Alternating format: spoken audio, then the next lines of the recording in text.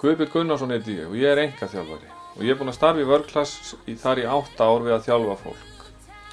Í einkaþjálfunni á mér þá legg ég mest áherslu á það að þú fáir að finna þinn rytma, þinn hraða, það sem hentar þér.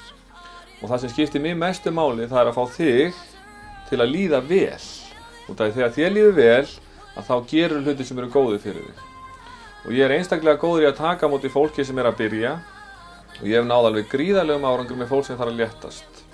Og svo hef ég einnig mikla reynslu af mjóbaksmeiðslum og hjálpa fólki að komast í betra stand í mjóbakinu.